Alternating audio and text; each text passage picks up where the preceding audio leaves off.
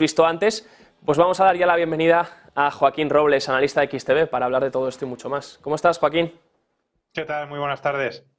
Bueno, lo primero, impresiones, datos de China muy buenos, ventas minoristas, crecimiento del PIB del 4,5. Parece ser que China ya está saliendo de sus peores días, ¿no? Podríamos decir.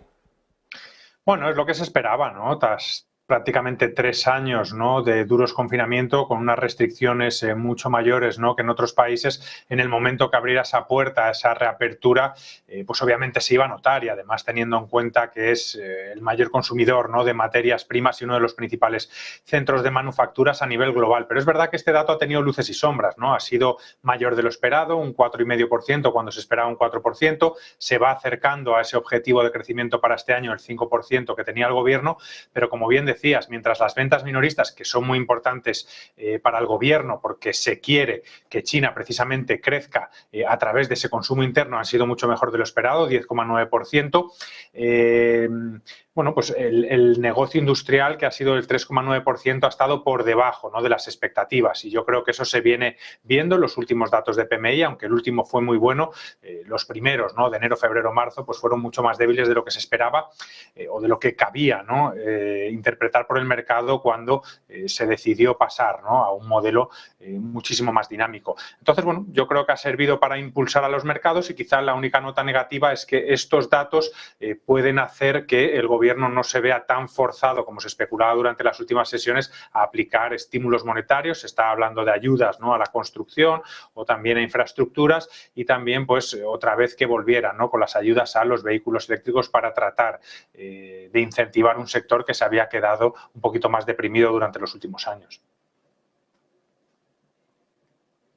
Seguiremos sobre todo, Joaquín, mirando eso que has comentado muy importante, la política monetaria de China, a ver qué hace a partir de aquí el PBOC de cara a seguir estimulando o a posiblemente frenar un poco y decir a ver cómo va evolucionando también toda esta recuperación económica. Quería comentar contigo también, Joaquín, ha salido la encuesta de Bank of America de gestores de fondos. Dos cosas relevantes que he visto. Lo primero, están posicionados más en bonos que en acciones, al nivel más alto desde el 2009, cual es curioso, esa preferencia ahora mismo, incluso en un entorno donde los tipos podrían mantenerse más altos durante más tiempo. Advertía hoy Bullard que los tipos tenían que irse hasta el 5,50, 5,75 y mantener ahí.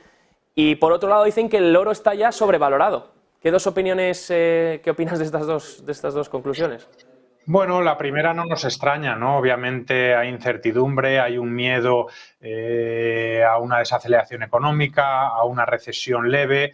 Obviamente estamos viendo, ¿no?, por tercer trimestre consecutivo cómo los beneficios de las empresas caen respecto al mismo periodo del año anterior, y bueno, sabemos que al final llevamos un tiempo de inflación alta, de subida de tipos, los tipos se van a mantener altos, esto va a afectar tarde o temprano en el consumo, en la inversión, y es probable que las valoraciones de muchas compañías todavía puedan seguir sufriendo cierta volatilidad o un ajuste. Y luego también, por otro lado, tenemos que el ciclo de subidas de la Reserva Federal cada vez está más próximo a finalizar, por lo que en cuanto a deuda soberana puede que hayamos visto los techos en cuanto a rentabilidad, y bueno, eso pueda estar llamando la atención de muchos inversores. De hecho, en este mismo informe que comentabas, sobreponderaba, ¿no?, la deuda investment grade sobre high yield. Y luego, como comentabas del oro, pues es verdad, ¿no?, que cada vez vemos que el rango al alza se va estrechando, está muy cerquita de máximos históricos. Es verdad que ha funcionado muy bien la inversión en oro durante este año, sube cerca de un 10%.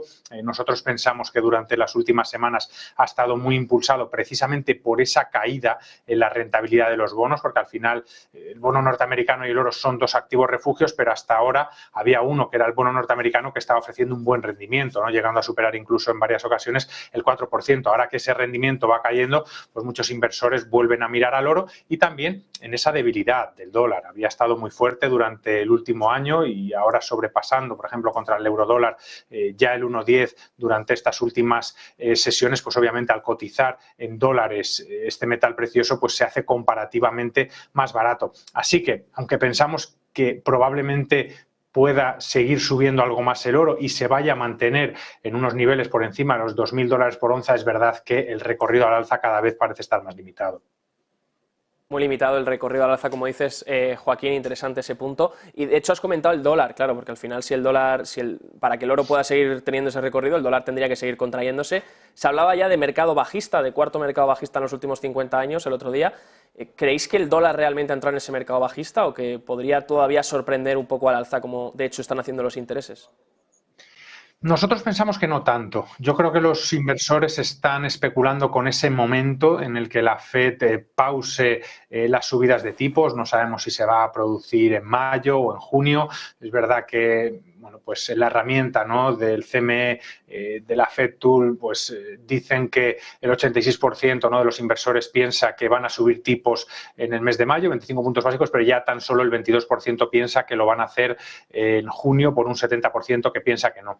Entonces, en el momento que ya esté claro que la Fed no va a subir los tipos de interés, yo creo que el eurodólar se va a ir directamente al 1,12. A partir de ahí yo creo que puede entrar en un rango mucho más ancho hasta el 1,15 de cara a este primer semestre de año, el tercer trimestre de este año, y va a ser muy difícil que lo veamos por debajo de 1,10 porque va a seguir, por otro lado, el Banco Central Europeo subiendo los tipos de interés. A día de hoy se esperan subidas, ¿no?, en las reuniones de mayo, junio y julio de 25 puntos básicos, y eso si la inflación continúa cayendo, que en Europa pues no está tan claro que vaya a seguir la senda de Estados Unidos, que ya está en el 5% y parece que podría seguir cayendo, ¿no?, durante este primer semestre de año a cotas del 4,2%, son las últimas estimaciones. Así que bueno, nosotros seguimos apostando, ¿no?, en este sentido porque el eurodólar pueda superar ese 1,10 en cuanto sepamos cuándo va a finalizar el ciclo de subidas, y apostamos por este 1,12 de cara a este trimestre de año.